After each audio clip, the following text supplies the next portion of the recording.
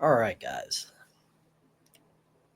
So we're sort of in an age of disinformation, misinformation, propaganda, outright lies, to the point where the general public, like there's only a select few that actually understand important moments in history. Moments that should be relatively common knowledge. Now, saying this, I'm not a history buff.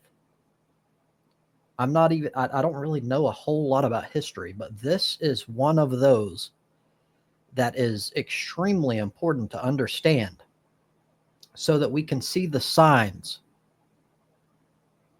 so that we can take the little hints that happened early on and learn from them to make sure this doesn't happen again. Secondly, we can take the culmination of fascism, its origins in Italy. Of course, you know that is the leader Benito Mussolini, and the result. This is what happens always with this extreme far right ultranationalism. This is what always happens. It's inevitable. Usually, early on, people can get brainwashed, propagandized, and they can be complicit to a certain extent. But sooner or later, this always ends up happening. Historically, it always has, and it always will. So, we're going to watch a little informational documentary type deal with the brutal. Well, it kind of starts with like a brief description of Mussolini himself, how he rose to power, what he did, etc., and then goes into how he was executed. So before anything else, I'll go ahead and play this, and I'll probably be all over the place and not even here while it plays. I've already watched it. Yeah.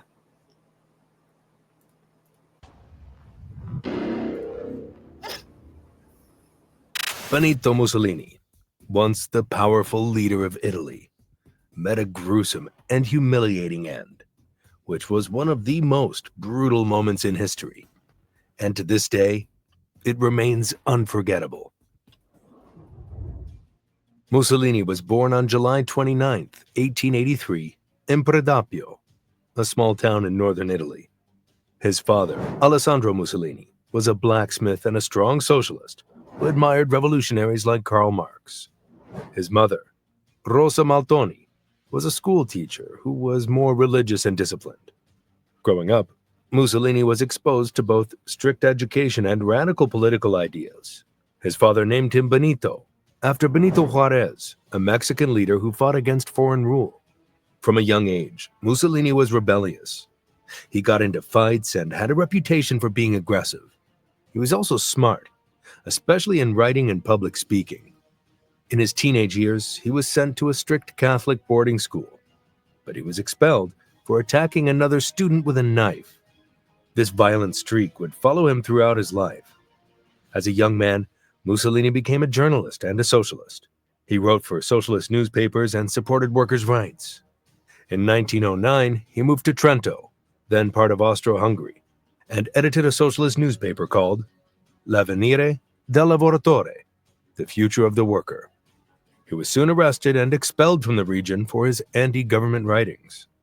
By 1912, Mussolini had become an important figure in the Italian Socialist Party. He was a powerful speaker and writer, calling for strikes and protests. He was against war and believed Italy should stay out of World War I when it started in 1914. At first, he followed the socialist stance of neutrality, but soon he changed his mind. He believed war could bring Italy more power and expand its territory.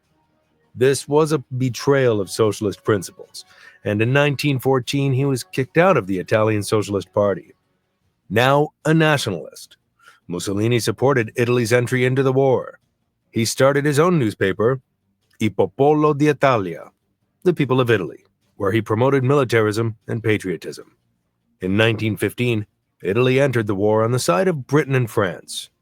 Mussolini joined the army and fought on the front lines, but he was wounded by a mortar explosion in 1917 and discharged. After the war ended in 1918, Italy was in chaos. Soldiers returned home expecting rewards, but the economy was in ruins. Inflation was high, jobs were scarce, and people were angry. The government was weak, and different political groups were fighting for control. Mussolini saw an opportunity. In 1919, he founded the Fasci di Combattimento, a political movement that mixed nationalism, militarism, and authoritarianism. He promised to restore Italy's former glory and crush communists, whom he blamed for the country's problems. His followers, known as the Black Shirts, were violent thugs who attacked socialists, trade unions, and political opponents. At first, Mussolini's movement struggled.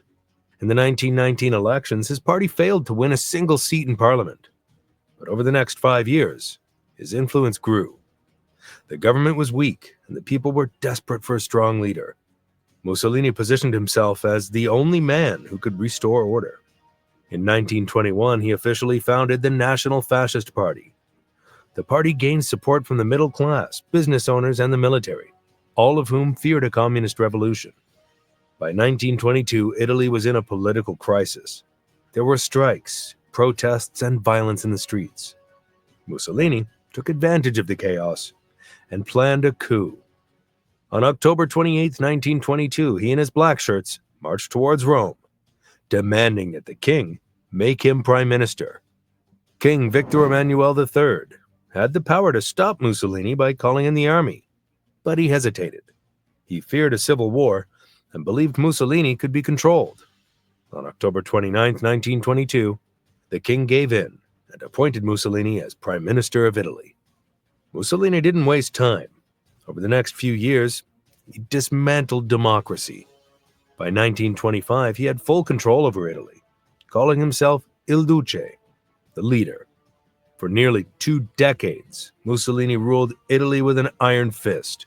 He crushed political opposition, controlled the media, and created a police state. His Black Shirts terrorized anyone who spoke against him. He built grand projects like highways and drained swamps, and promoted Italy as a strong nation. But while he wanted Italy to look powerful, the economy was struggling. Most of his projects were expensive propaganda rather than real progress. In the 1930s, Mussolini dreamed of building an empire. In 1935, he invaded Ethiopia, using chemical weapons and brutal tactics to crush resistance. The League of Nations condemned the invasion, but no one stopped him. This made him feel invincible. By 1936, Mussolini had grown closer to Adolf Hitler in Germany. They shared similar views on dictatorship, military expansion, and crushing democracy. In 1939, they signed the Pact of Steel, a military alliance between Italy and Nazi Germany. When World War II broke out in 1939, Mussolini hesitated at first, but by June 10, 1940, he decided to join Hitler, declaring war on Britain and France. He believed the war would be short and that Italy could grab land. But Italy was not prepared for a long fight. Mussolini's military campaigns were disastrous. His army failed in Greece, struggled in North Africa, and was humiliated in Russia. By 1943, Italy was losing badly, and the people turned against him.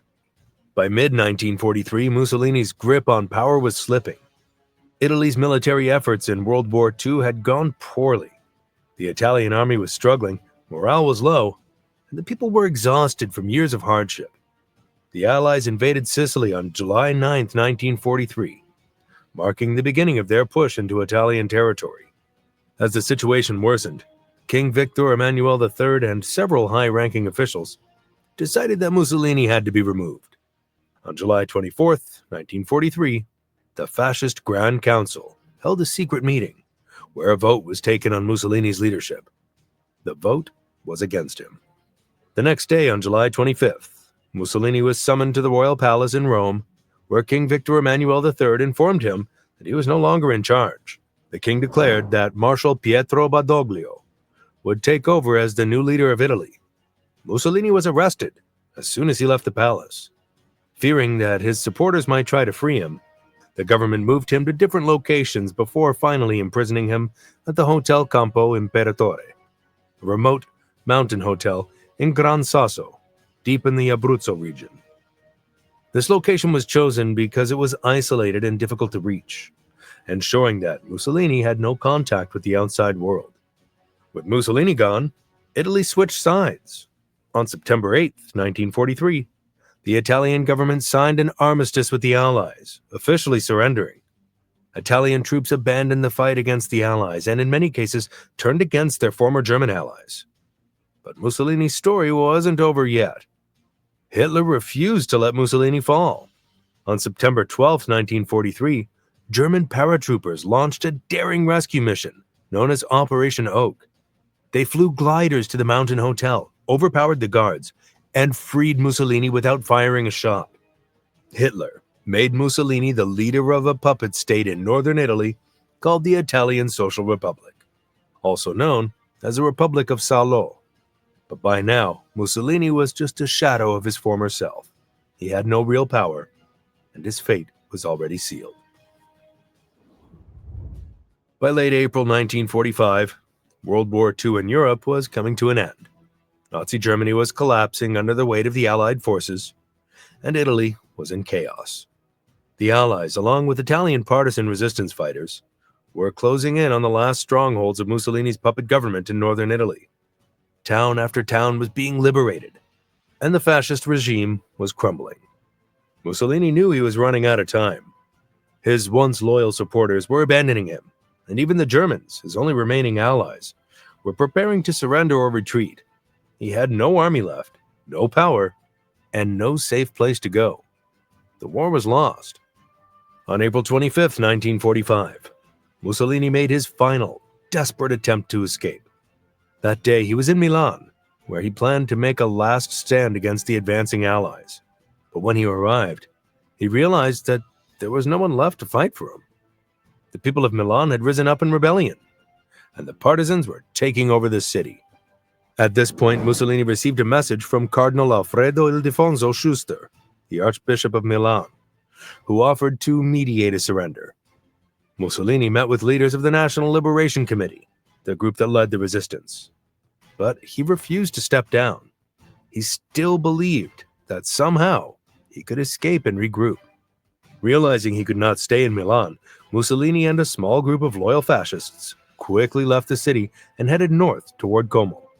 But he still had no clear escape plan. At first, he considered fleeing to Germany, but the roads were too dangerous, and the Germans were already falling apart. Instead, he decided to head towards Switzerland, hoping to reach a neutral country where he could avoid capture. Mussolini was not alone. His mistress, Clara Petacci, refused to leave his side. She was deeply devoted to him and insisted on staying with him no matter what. Along with them were a few high-ranking fascist officials and German officers. Mussolini knew that traveling as himself was too risky, so he disguised himself as a German soldier, wearing a gray Luftwaffe overcoat and helmet, hoping to blend in with the retreating German convoy. The convoy itself was made up of German SS troops and Italian fascist officials who were also trying to escape. They were headed north towards the Swiss border, following the road along Lake Como. The plan was simple. Mussolini would hide among the Germans, pass through partisan checkpoints, and then cross into Switzerland. But things didn't go as planned. On the morning of April 27, 1945, Mussolini's convoy reached the small town of Dongo, located along the western shore of Lake Como. This area was controlled by Italian partisans who were on high alert, searching for any fleeing fascists. The partisans in the area belonged to the 57 Garibaldi Brigade, a group of communist resistance fighters, led by Pier Luigi Bellini della Stella and Urbano Lazzaro. The partisans had set up roadblocks to stop any remaining fascist officials from escaping. As Mussolini's convoy approached, the partisans blocked the road and demanded that the German troops surrender. The Germans, knowing that the war was over and that fighting was pointless, quickly gave up. They handed over their weapons and allowed the partisans to search the vehicles. As the partisans inspected the convoy, they began pulling out Italian fascists who were trying to escape with the Germans. One by one, they identified several high-ranking officials, including government ministers and military officers. At first, Mussolini stayed inside one of the trucks, silent and hoping not to be recognized. But Urbano Lazzaro noticed something strange. He saw a short, stocky man with a pale face wearing a German soldier's coat. The man's face looked familiar. Lazzaro later recalled that Mussolini looked tired, scared, and defeated. The partisans ordered Mussolini to step out of the truck. He obeyed, but said nothing. When they pulled off his helmet and coat, it was immediately clear who he was. Unlike his earlier years, Mussolini did not fight back. He was then transported to a farmhouse in the nearby village of Bonzanico, where he was kept under guard. The partisans debated what to do with him. Some suggested turning him over to the Allies, but most believed that Mussolini should be executed immediately. At this moment, Mussolini was a prisoner of the Italian people, and they wanted justice. The morning of April 28th, 1945 was cold and overcast in northern Italy. The war in Europe was nearly over, but in a small village near Lake Como, history was about to witness the brutal end of Benito Mussolini. By dawn, orders came from the National Liberation Committee in Milan. A partisan leader named Walter Aldisio, known by his code name Colonel Valerio, was chosen to carry out the execution. Around 2 p.m., Aldisio and a small group of partisans arrived at the farmhouse. They ordered Mussolini and Petacci into a red Alfa Romeo. The car began its short journey to Giulino di Mezzegra, a quiet village a few miles away. The car came to a stop, and the partisans ordered Mussolini and Petacci to get out. Petacci refused to let go of him. The partisans positioned them in front of the stone wall, where the execution was set to take place. At exactly 4:10 p.m., Walter Aldisio raised his French MAS-38 submachine gun and pulled the trigger. Mussolini was hit in the chest. Petacci screamed and lunged towards him, but before she could even reach the ground, she too was shot multiple times. But the execution didn't stop there. The group unloaded their weapons into Mussolini's already lifeless body. Estimates suggest he was hit more than a dozen times, though some sources claim over 40 bullets tore through his corpse. However, the hatred for Mussolini and everything he represented was so strong that simply killing him wasn't seen as justice. After Mussolini and Petacci were gunned down, their bodies, along with the corpses of other executed fascist officials, were thrown into the back of a truck. The partisans did not rush to hide the evidence of their actions. Instead, they deliberately paraded the bodies through town after town. By the time the truck entered Milan in the early hours of April 29th, thousands of people had already heard the news. His body was being brought to Piazzale Loreto, a public square in the city. The partisans did not pick Piazzale Loreto by accident. It was a symbolic location, a place where Mussolini's own regime had committed a horrific act less than a year earlier. On August 10, 1944, Mussolini's fascists had executed 15 anti-fascist resistance fighters in the same square.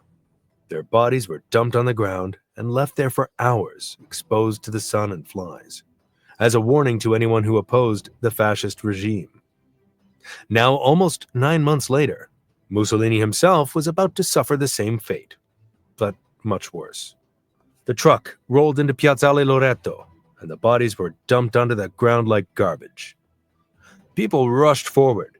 Some of them kicked Mussolini's body and his face, while others spat on it.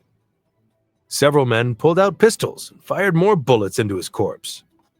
Even Clara Petacci's body was not spared. Though she had no real political power, the mob viewed her as an extension of Mussolini. Her corpse was kicked, beaten, and torn, just like Mussolini's. The other fascists' bodies were also subjected to the same treatment. But Mussolini took the brunt of the violence. After hours of beating, spitting, and shooting, the partisans decided it wasn't enough. they found a metal beam at a gas station on the edge of the square and decided to hang the bodies upside down for all to see. The corpses of Mussolini, Batacci, and 4 other fascists were hauled up by their feet using thick ropes and meat hooks. For some, the brutality was unsettling. Even Winston Churchill, who had fought against Mussolini, later said that executing him was one thing, but the public mutilation of his body was something else entirely. But for many Italians, it was justice. It was revenge for 2 decades of dictatorship, war, and suffering.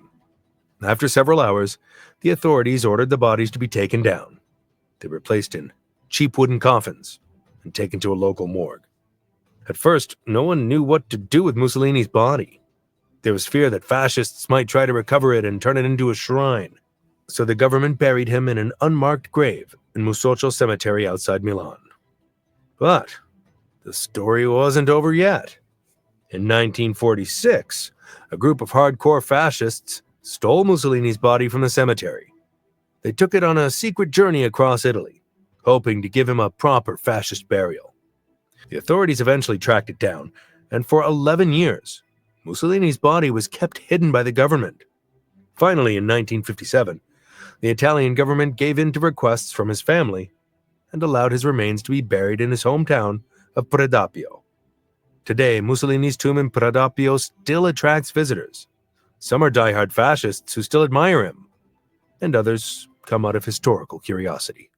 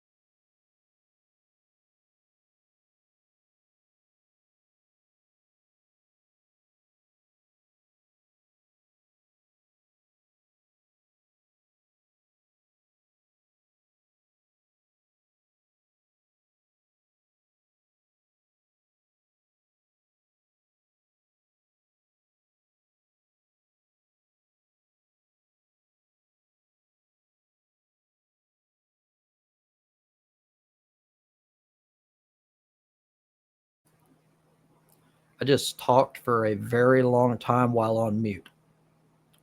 Great. It's probably for the best. Anyhow, to make it short here, I don't edit videos. That shit's too time consuming and crap. I like raw stuff anyway. But so hopefully you fast forward through this and like found a place where I wasn't muted. But yeah, this is just sort of a way of saying I don't know much about Italy, especially during the time, but I do know the United States and I know the people of the United States. We are not represented by the government.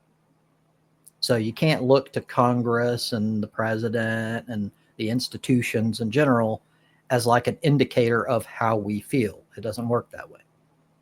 It honestly doesn't really work that way in any country that well. But some have a better, more democratic way to where like policy actually reflects the people. Anyway, I'm not going to get into a rant about that. In the United States, we're not just like another country. And I'm not saying that as like a patriot type that's like fucking America. I'm saying that just based off the facts.